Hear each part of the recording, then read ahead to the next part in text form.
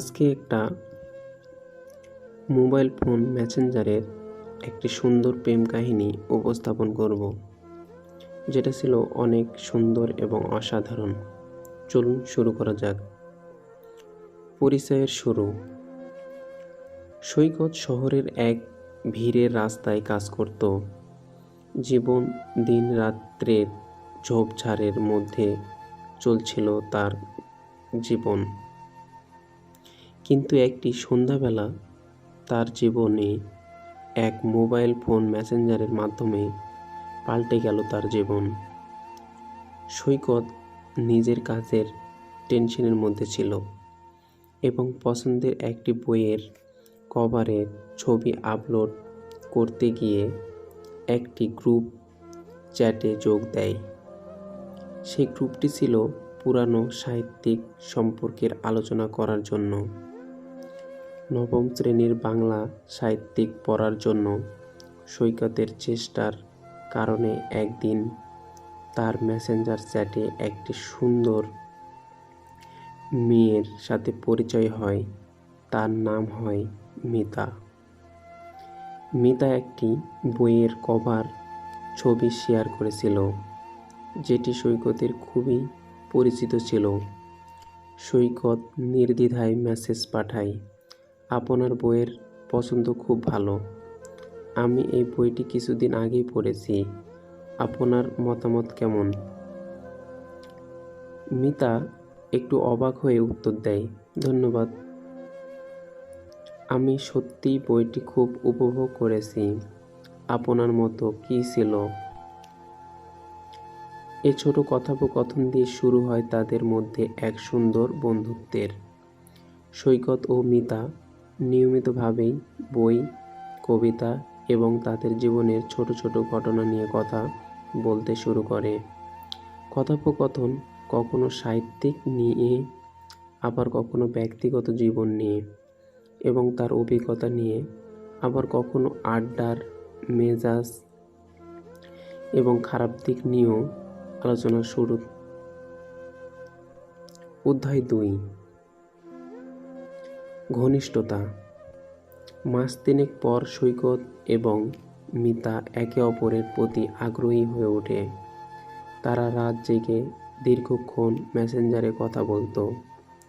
মিতা জানায় যে তার মায়ের অসুস্থতা নিয়ে সে চিন্তিত এবং সৈকত তাকে সান্ত্বনা দেয়।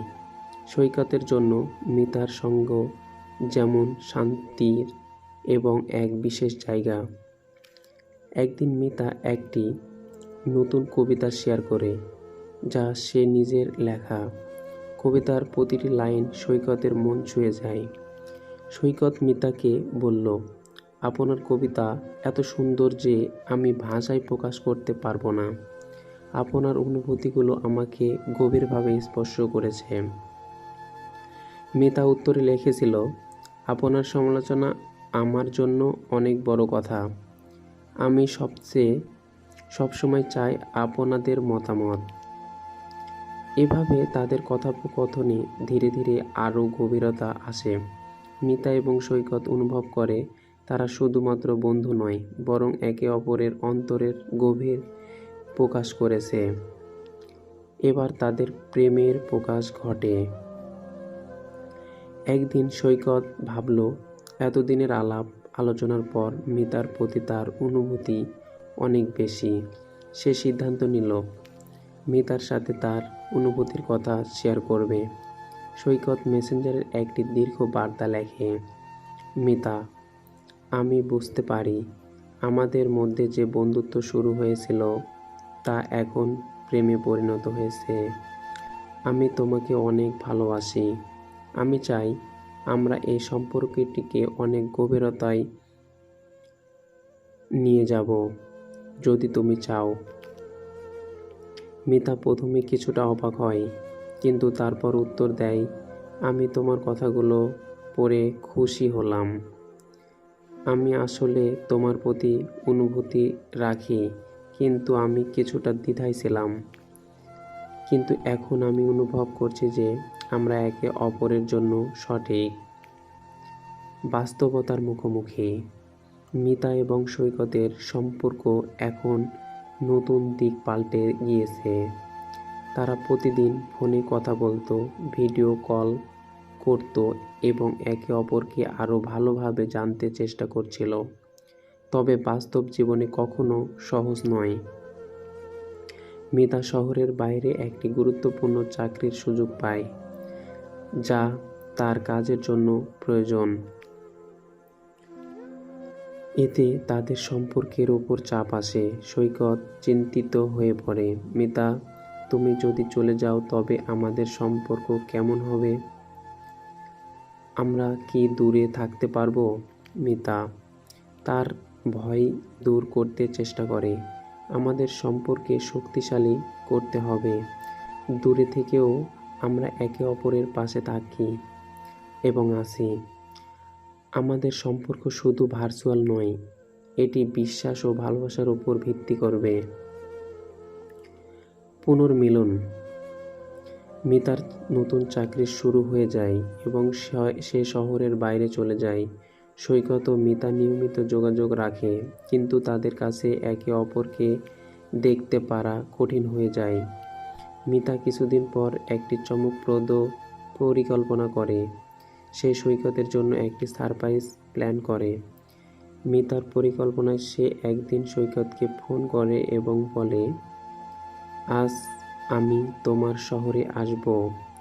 আমি একটি বিশেষ সারপ্রাইজ এনেছি।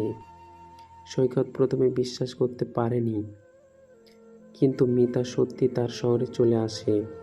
তারা একে অপরকে প্রথমবার দেখা করে। সৈকত মিতাকে দেখে বিস্মিত হয়। তাদের প্রথম দেখা জীবনের অন্যতম সুন্দর মুহূর্তে পরিণত হয়। তারা অনেকক্ষণ একে অপরকে দেখতে থাকে। তারপর তাদের কথা হয়, হাসি এবং সময় কাটায়। অধ্যায় শুরু। নতুন অধ্যায়ের। মিতার শহরের বাইরে থাকা অবস্থার কারণে তাদের সম্পর্ক নতুন পর্যায়ে চলে আসে। তারা বুঝতে পারে আসলে তারা একে অপরের জন্যই তৈরি।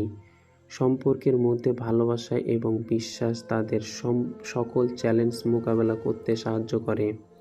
সৈকত এবং মিতার সম্পর্কের প্রতি গভীর প্রতিশ্রুতি নিয়ে জীবনে এগিয়ে যেতে শুরু করে। তাদের প্রেম কাহিনী একটি সুন্দর উদাহরণ হয়ে ওঠে, যেখানে মোবাইল ফোন এবং মেসেঞ্জার তাদের জীবন বদলে দিয়েছিল। শেষমেশ তারা একসাথে তাদের স্বপ্ন এবং পথ চলা শুরু করে, জানে যে তারা একে অপরের পাশে থেকে জীবনের সব কষ্ট ও আনন্দ ভোগ করতে পারবে। এভাবেই মোবাইল ফোনের মাধ্যমে শুরু হওয়া এই প্রেম কাহিনীর এক অমিলন সম্পর্কের পথে এগিয়ে যায়। গল্পটি এখানেই শেষ।